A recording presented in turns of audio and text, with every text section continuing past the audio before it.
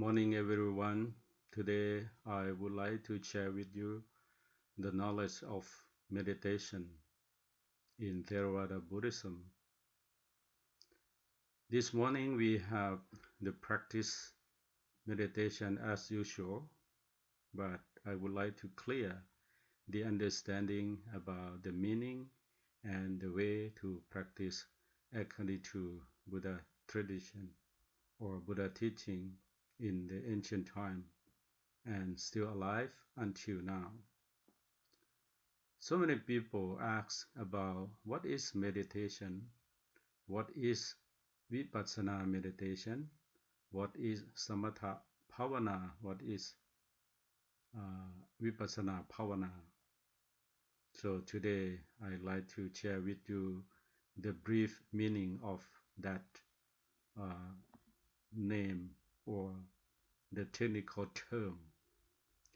Insight meditation is practiced to develop mindfulness at all times, to know the true nature of all mental and physical states in the light of three characteristics of impermanence, suffering, and dissatisfactoriness or dissatisfaction or dukkha, and no selves. To know and give up defilements of mind until the end of suffering becomes real. This is the way to practice and the purpose of insight meditation practice, to gain, to develop, to study in the three areas of this existence. And what is the insight meditation? As we have learned from many schools, many students of the teacher, many teachers try to explain about the meaning of Vipassana or insight meditation. So insight meditation or Vipassana in Pali means to see reality as it is, not as we would like to be or we would like to have. It means to observe with the detached awareness or mindfulness all mental and physical phenomena as they arise in consciousness in the present moment and moment to moment. The feeling, the mind from unwholesome, thus freeing the mind from the unwholesome state of craving, aversion, and delusion, which are the causes of suffering in our lives. Insight meditation started in Asia, in ancient at least 2,500 years ago, since Buddhism arose in India. And based upon the teaching of the Buddha, because the Buddha who found this technique and he himself attained enlightenment because of the realized the truth. The first of this teaching is the Four Noble Truths.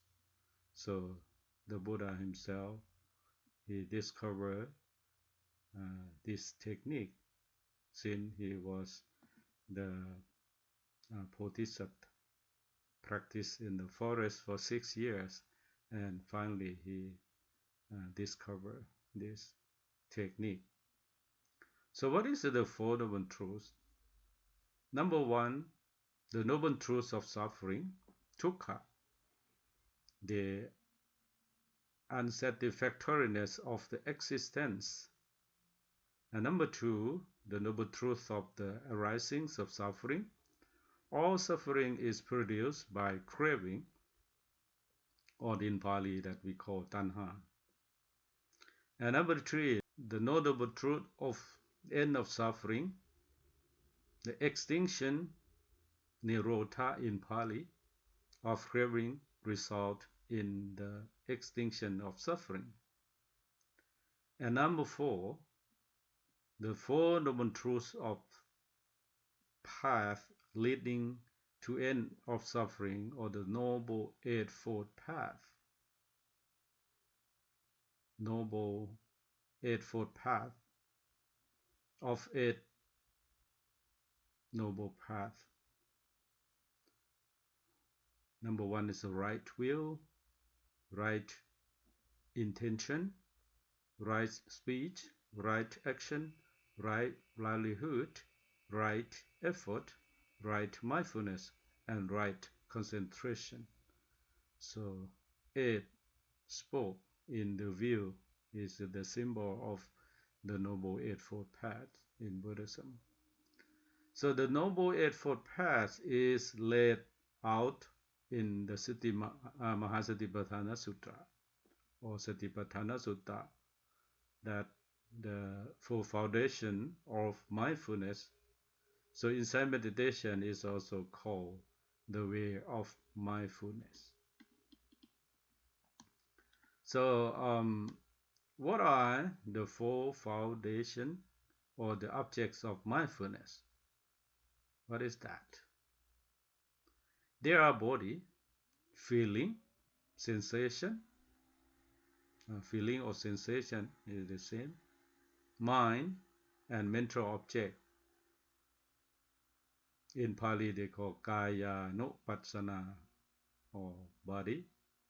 Vedana nupassana is a feeling or sensation. Citta nupassana, or the mind. And Dhamma nupassana, that's the mental objects. To practice insight meditation, we focus complete intention, complete attention, not intention, complete attention or mindfulness on one of those four objects as it arises in our consciousness in the present moment. Yeah, I have to emphasize on present moment or moment to moment, here and now. So the four foundation of mindfulness can be reduced to two categories, namely nama, mind, and rupa is a matter or form. So the purpose of meditation is to observe the arising and the falling of mind and matter in the present moment, moment to moment. If mind and matter are observed very closely, we will discover the three characteristics of existence. What is the three characteristics of existence? So number 1 is the anicca, or impermanence. Everything is changing. And number 2, dukkha, or dissatisfaction, or this unsatisfactoriness, unsatisfied. That's a dukkha, suffering, mainly due to the fact that nothing lasts. And number 3, anatta, or no self. Everything is happening according to the certain condition, causes and effects, and is out of our control. So this is the anatta. When we slow down during insight meditation practice, we can see for ourselves the three characteristics of anicca, dukkha, and anatta. In this seeing, on deeper and deeper levels of practice, we will see more clearly that there is nothing worth clinging to, since everything is changing, constantly changed, unsatisfactory, and out of our control. We become more detached and let go of clinging. Thus, wisdom arises. So this is the meaning and the way to practice and purpose of practice insight meditation in brief. So next we will study more and develop more. Develop what? Develop mindfulness. So insight meditation as the development of mindfulness. Insight meditation practice is the development of mindfulness. Mindfulness is the observation point, making it possible for the meditator to truly understand mental and physical phenomena as they arise. That is the present moment. For the beginning student of insight meditation practice should begin with a study of states of insight, in Pali that they call Vipassana Bhumi or Vipassana Bhum, or ground of Vipassana or level of Vipassana. The word Vipassana Bhum can be analyzed as follows: Vipassana and Bhumi. Vi means the inward, vision inward, or spiritual clarity. Spiritual clarity, Vipassana, only word, the word vi. Passana means the seeing or knowing. Bhumi means the level or state. Literally means that soil or ground. The stages of insight can be said to be the soil wherein the seed of wisdom can be cultivated, as its states present objects that arise and fall in the meditator's consciousness. With the power of mindfulness firmly established, the meditator can recognize subtle and gross defilements and imperfections of mind, and abandon their misery-making potential. At this technique that I would like to share for you today, we will explore the first stage of the insight meditation and 5 group of existence or clinging.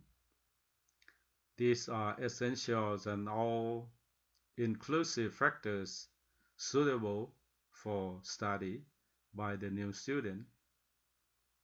The remaining states are detailed explanation of the states of insight.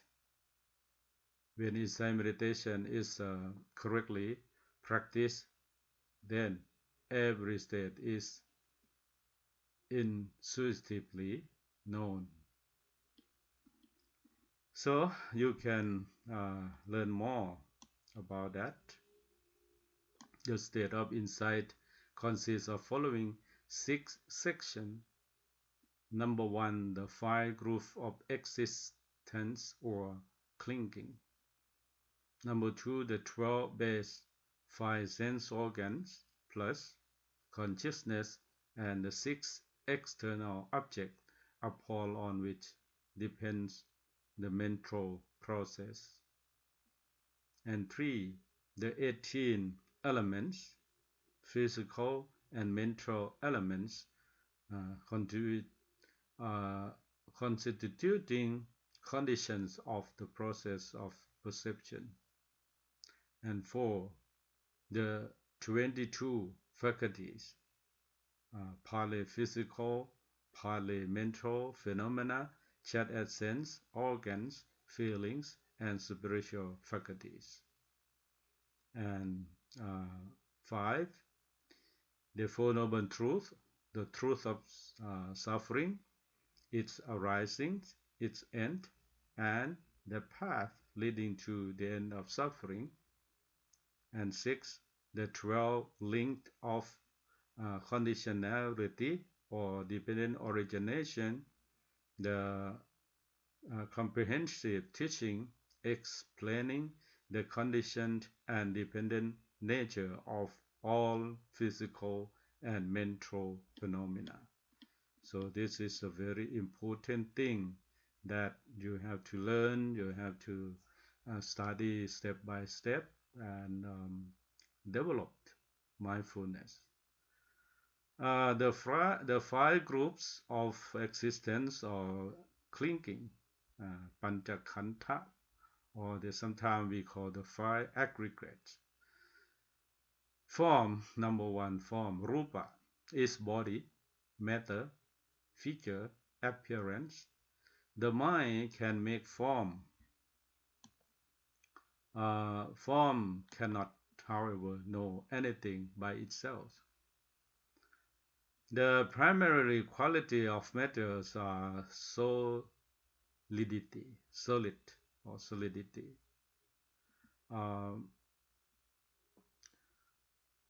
Caution or fluidity. The mind